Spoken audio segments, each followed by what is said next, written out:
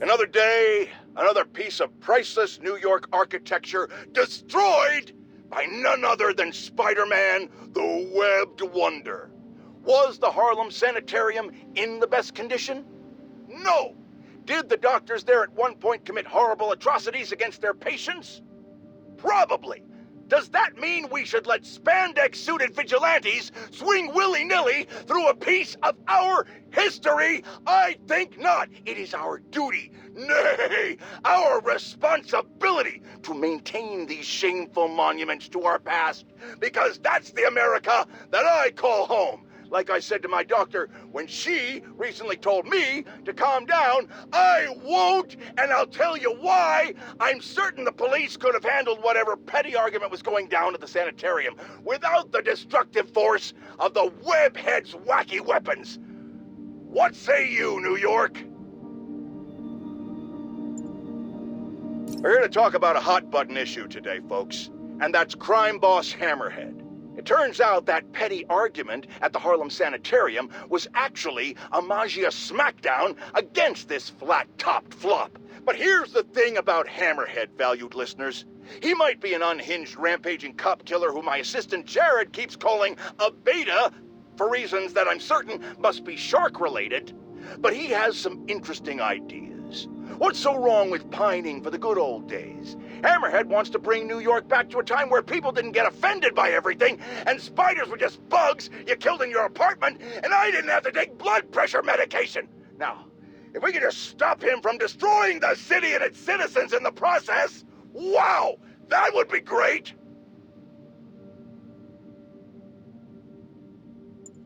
Today, on Just the Facts with J. Jonah Jameson, the Magia are turning the streets of Manhattan into a gang war. Why, you ask? Because nobody listened to me when they had the chance. If we just cleaned up the city, returned to our collective senses, and run Spider-Man out of town, not necessarily in that order, then a psychopathic crime boss wouldn't be wrecking New York in some misguided pursuit of that same goal. Look, Hammerhead's impulse to take us back to a simpler time before any of us had heard of web shooters isn't wrong, but his methods are obscene. Attacking the police, terrifying citizens, the man gives simpler times a bad name. Like this infernal sodium-free beverage I'm being forced by the medical establishment to drink for my health gives soda a bad name. And meanwhile, where's our city's so-called savior, Spider-Man, in all this? I need to lay down. Friends, our streets are safer than ever before, thanks to the tireless efforts of the swinging spectacle, Spider-Man. Oh, just kidding! Our streets are actually in more literal danger than they've ever been, because it seems like someone made Hammerhead's idiot men resort to digging up roads in the middle of rush hour! It's clear that the only way crime boss Hammerhead thinks he can get people to listen to his pleas for a return to decency is by actually razing this city to the ground. And while I frankly find this sentiment admirable, just like my doctor thinks it's admirable that I've cut back on alcohol consumption, I think we can all agree that we'd much rather get home on time and alive than late and dead. Meanwhile, Spider-Man, it seems, is actively assisting the Magia during all this. Spider-Man or Spider-Mob? You decide. Loyal listeners, I've been told I need to lower my blood pressure by several points if I plan on making it to the next decade, and I'll tell you what. I can't! Not so long as the Scarlet Swinger is still sweeping through our streets. He wants us to believe he's here for the good of the city, that he saves lives, that he's a champion of the innocent. Well, who was he championing today when he let an anti-Magia witness disappear in broad daylight? This could have been the one person vital to getting Hammerhead arrested. Now, you know, I'm all for some reform in this town. So there are a few things on the Stuff J. Jonah Jameson hates list higher than witness tampering. Right behind Spider-Man, there it is, witness tampering. But Spider-Man let Hammerhead get away with it. And here we are. And here I'll stay, and a solid 140/95 until someone puts this menace behind bars where he belongs. Now, typically, I don't like to trash talk other... Who put this note here? What's a content creator? That means nothing, Jared. Those are two meaningless words that put together make one meaningless phrase, Jared. What I'm trying to say, listeners, is that I don't speak ill of other extremely famous and influential New Yorkers like myself. But we need to get one thing straight. Screwball is a menace to this city, just barely surpassed by Spider-Man himself. Do they hand channels out to just anybody these days? This purple-haired punk is allowed to run rampant online, and if she isn't kept in line, she's going to cause a total societal collapse.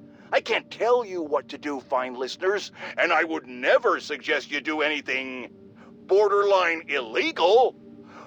But if Screwball's channel just so happened to be shut down and she was never able to broadcast again, I think that would be a fine way to protect your city. Finer than anything Spider-Man's ever bothered to do for us. Well, folks, seems I have a retraction to make. Some of my previous comments about finding Hammerhead's ideas interesting, because he wants to make this beautiful city respectable again, may have been taken out of context. Hammerhead is a violent and poorly dressed murderer who, it turns out, has actually been stealing superpowered weapons in order to rule this city by force in a sort of coup d'etat that I'm certain no one could have seen coming. Especially, apparently, Spider-Man. Now I stand behind everything I said about admiring Hammerhead's motivations. Kids these days need to put down their smartphones and stop their floss dancing and get jobs like the rest of us did at 8 years old to learn some responsibility. And I think we can all agree that his methods belong in the trash can, and weapons should stay out of discussions about decency. All I have to say is that none of this would have happened if Spider-Man had just stayed off the streets in the first place. I don't know how exactly, but I know it's true. And now I'm going to bed. First of all, I'd just like to make it clear that I am perfectly capable of running this show alone and absolutely know how to work this computer by myself. Shut it, Jared, I'm getting to it. But you, loyal listeners, should know that I choose not to. I'm getting to it. And that's why I have decided, of my own accord, that's enough, Jared, to bring my assistant, Jared, back to the Just the Facts with J. Jonah Jameson operation. And to apologize to him on the air, which is what I'm doing now. Right now. And are you serious? Are you really doing this right now, you little... And to give him a raise. Tune back in soon for more Just the Facts with J. Jonah Jameson.